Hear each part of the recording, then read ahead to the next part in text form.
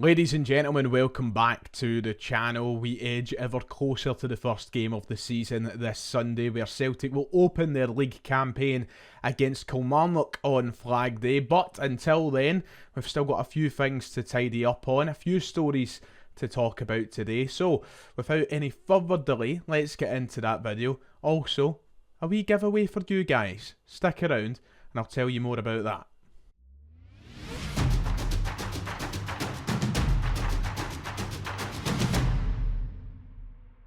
If you haven't already, please make sure to hit like and subscribe. We are halfway there to the 50,000 subscriber mark. I don't know if we can reach that this year, but let's try and get as close to it as possible. It's all down to you guys. Drop down below, hit both those buttons. It's absolutely free. It's time to give back to you because we've hit 45k, which is a massive, massive landmark for this channel. One that I could never dreamed of getting to. So let's talk about that. And apologies for the horrible lighting. Weather permitted. It's a nice day today, and the windows no help me. Not by any stretch of the imagination. So as I just said, 45,000 subscribers. Absolutely nuts. I can't quite believe we've done it, and I can't thank you guys enough. Genuinely, I feel really guilty sometimes that I can only show my appreciation in certain ways through a camera. I wish there was more I could do, but as a token of appreciation, I have set up a wee giveaway which you all now can enter using the link in the description below. You'll get taken over to another page where essentially you get a chance of 2 entries to be in with a shot of winning the prizes. First way to enter, very simple, your email address, your full name, you've entered, bang. And then as a bonus entry, if you want to, you don't need to, you can also follow me on Twitter through that link, and that will submit you twice. So you get a bonus entry. If you've not got a Twitter, if you've not got an X account and you can't do it, then apologies, but you still get your base entry by just signing up via your email. So we will have a winner, or winners I should say, announced on August 25th. So you've got plenty of time to enter and decide if you want to make a Twitter account just for the sake of the giveaway. And we'll be giving away free Celtic shirts this summer, so that's a home, away, and a third shirt. But you aren't locked down to a certain shirt. You can choose whatever one you want should you win the giveaway. It's all very straightforward. We'll have all the details of the actual winners and such closer to the time, of course. And yeah, thank you. Get yourself into the giveaway. You're in with a chance of winning. We are the most subscribed, fan-led Celtic channel on the whole of YouTube, and that wouldn't be possible if it wasn't down to you guys. So this is my way of giving back. Jump down below, make sure you enter. I will be issuing reminders throughout the month of August, so don't worry if you forget to enter right now. So shall we get into talking about Celtic then, because we have a few things to talk about in relation to transfers at Celtic after a few stories broke over the past 24 hours which have caught the attention of Celtic supporters. Despite things being relatively boring at the minute, things being at a bit of a standstill, we do have some minor things to bring up, so we'll start with a couple of those today. The first one, of course, is about Matt O'Reilly. Where would we be this summer without our stories surrounding Matt O'Reilly? So late last night, journalist Jack Rosser posted this tweet detailing a little bit of information surrounding the apparent Southampton bid for Matt O'Reilly. It was a short, brief line in a tweet surrounding news on Ben Brereton Diaz, but in relation to Matt O'Reilly, he said that talks are continuing on Matt O'Reilly with Southampton. Shea Charles going the other way to Celtic on loan, with an option being discussed. So something that came out of nowhere when it comes to the name Shea Charles. We knew about this Southampton interest in Matt O'Reilly for a number of weeks now, but it was the first time that we'd heard Celtic linked with Southampton's player Shea Charles. To make this story a little bit simpler to understand, essentially what's being discussed, reportedly, I may add, what's being discussed is Matt O'Reilly heading to Southampton to reunite with his former manager at MK Dons, Russell Martin, while Celtic get money for Matt O'Reilly, but they also get Shea Charles from Southampton on a loan deal. Now, we've got a few things we need to talk about when it comes to this, because I don't think it's a deal that makes an awful lot of sense. But Shea Charles is a high-valued player. Southampton signed him for a deal that could rise to £15 million last summer from Manchester City.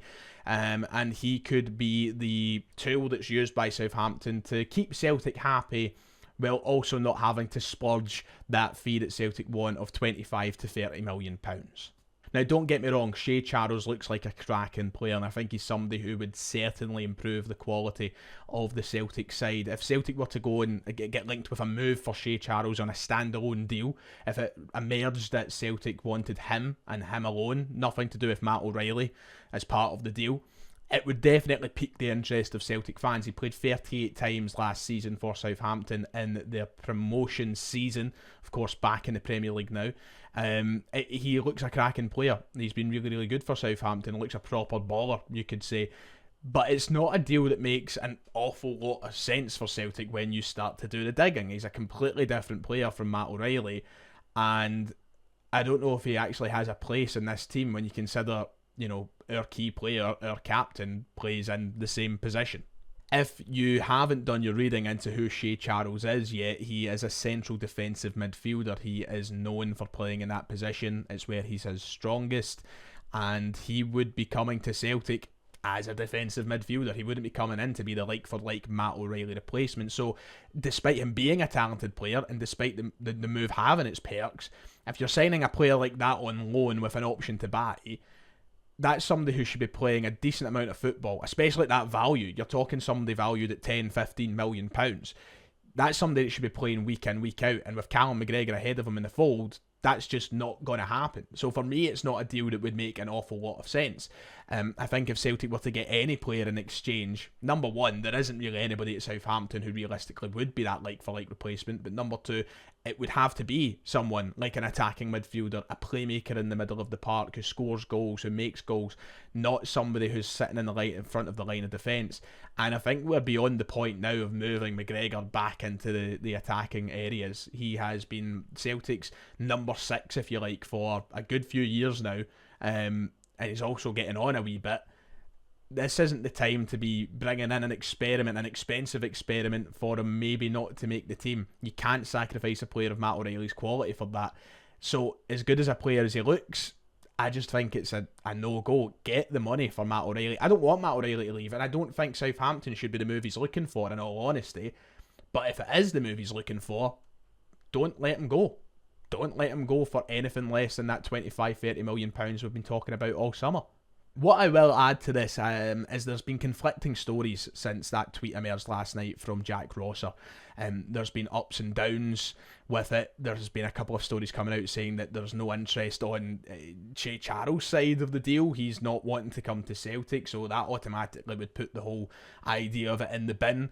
Yeah, it's one of those ones you've got to take with a pinch of salt. Keep an eye on the name. I just don't think it would offer a lot of benefit to Celtic. Look, for me, you either keep Matt O'Reilly for another window, and then look at the options in January or next summer, or you go out and tell Southampton to cough up. It's as simple as that. And if these clubs aren't willing to cough up, then they can bugger off and move on. It's came out that Atletico Madrid are now willing to go over and offer Chelsea a substantial amount of money for Conor Gallagher, and they aren't willing to pay it for Matt O'Reilly. Matt O'Reilly's a better player than Conor Gallagher. I don't care what anybody says. So if they can cough up for him, they can cough up for O'Reilly. And that should be the same with any other club that's interested. So, yeah, keep an eye on the name Shea Charles. Keep an eye on what happens with this Southampton deal. But for now, I don't rate the chances of this one happening very highly. So as we all know, Celtic are still needing to add strikers to this squad. The Adamida deal, God knows what's happening. That is standing stiller than still. And it's potentially time we just move on now and forget about Adamida. I hate saying it, but it might be the case. However, this morning, an interesting article broke that Celtic have actually submitted a bid for another striker who isn't Adamida, and that could potentially be the backup that we are looking for. This was one of the headlines that broke this morning. Jason Russell-Rowe, Celtic transfer bids rejected as Celtic target Columbus Crew star. The Canada international, 21 years old, has lit up the MLS, but the Crew are reluctant to lose him on the cheap. The article went on to say that Celtic had offered multiple deals but rejected by Columbus Crew for striker Jason Russell-Rowe. The promising Canada international is a teammate of hoop star Alistair Johnson and was involved as his country reached the Copa America semi-finals. Brendan Rodgers wants to add more firepower to his squad, with Adam Ida his top target, but the Celts boss is keen to add a third development striker that can challenge the first team. For minutes, reports emerged overnight from the USA stating that an unnamed Scottish club had launched bids for highly rated Russell-Rowe, and it's believed that Celtic are the club who are in discussions with the MLS side over a deal to lure the emerging star to Parkhead. So Jason Russell-Rowe, a name that we haven't seen linked with Celtic so far this summer, but as of this morning, looks like could be one of those striking targets that Celtic want to bring through the door. In what capacity? To the backup, as the backup to Kyogo, as this third choice development striker? My feelings would lean towards the latter. I don't think that he looks like the backup that we need. I think that Ida is still that player, but certainly a good option, somebody who looks promising.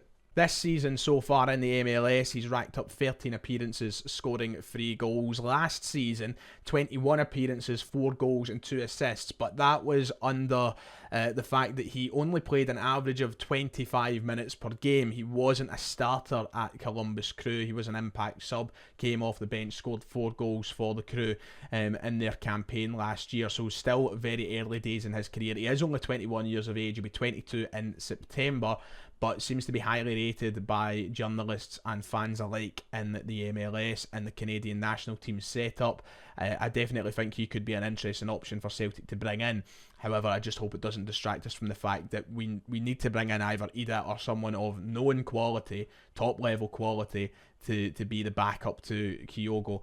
I don't think that's quite Russell-Rowe yet. The interesting thing about it all is the fact that Celtic reportedly have submitted multiple offers. If those reports are true, if they're to be believed, it means that Celtic are, genuinely interested in the player. They want to sign the player, and it's something that could develop very, very quickly. I don't know if this is Celtic trying to move on getting someone maybe slightly cheaper while the Adam Ida stuff makes progress behind the scenes. I couldn't tell you the full story behind it. I don't work at Celtic, but considering he's not valued incredibly high, we're talking €2 million he's valued at. This is somebody that could come in, fill that backup role until we sign Ida. We can take a bit more time to sign Ida. And then after that, we look at the development options for him. But he is a name to look out for in the coming weeks, because if these multiple bids are to be believed, there is genuine interest. And that is about it for today. A couple of things to touch up on, but we still await the announcement of Paulo Bernardo. I don't know where he is. He has reportedly signed, but no sign of him yet. And there is something happening with Norwich and Adam Ida as we speak. I think they're playing in a friendly. He isn't involved. I think it's due to injury, but apparently it's going to be clarified after the game, so we'll wait patiently and see what those comments are. Yeah, we'll check back in tomorrow and I'll keep you up to date with everything that's going on. But those are the two big stories just now, Matt O'Reilly and Jason Russell-Rowe of the Canadian national team. So yeah, we'll update you, like and subscribe, all that jazz. I've yapped, so I'm off. Cheerio, God bless. I'll see you all next time.